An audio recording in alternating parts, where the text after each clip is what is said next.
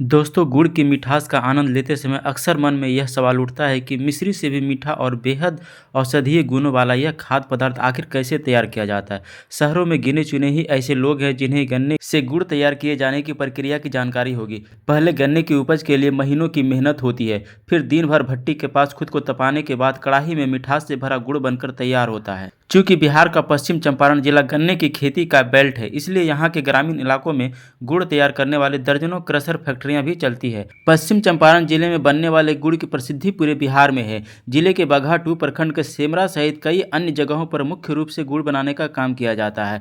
यहाँ कुछ किलोमीटर के अंतराल पर ही दर्जनों क्रशर फैक्ट्रियां हैं, जहां बड़े स्तर पर सफ़ेद गुड़ तैयार किए जाते हैं। क्रशर फैक्ट्री के कारीगरों ने बताया कि गुड़ को गन्ने से ही तैयार किया जाता है, इसलिए गन्ने की कटाई के बाद उसे सीधे गुड़ फैक्ट्री तक लाया जाता है। यहाँ गन्ने को क्रशर मशीन में डालकर पेरा जाता है, जिससे रस अलग हो जाता है। अब रस को छानकर उससे बेकार सामग्री निकाल ली जाती है और शुद्ध जूस को भट्टी में रखी कड़ाही में गर्म किया जाता है। यही जूस की सफाई का मुख्य प्रोसेस होता है, जिसे 3 चरणों में पूरा किया जाता है। पहले प्रोसेस में आंच पर रखे रस को लगातार हिलाया जाता है, फिर उसमें मौजूद गंदगी को अलग करने के लिए भिंडी के पौधे से तैयार एक खास लिक्विड को गर्म हो रहे रस में डाला जाता है। इस प्रक्रिया के बाद रस में मौजूद गंदगी झाग के रूप में ऊपर जमा हो जाती है, जिसे एक बर्तन की मदद से अलग कर लिया जाता है। इन सभी प्रक्रियाओं से गुजरते हुए जूस को लगातार उबाल कर गाढ़ा होने दिया जाता है, जिससे उसका रंग धीरे धीरे गहरा होने लगता है। करीब 45 मिनट तक लगातार 3 कड़ाही में गर्म करने के बाद जूस गाढ़ा होकर गुड़ में बदल जाता है,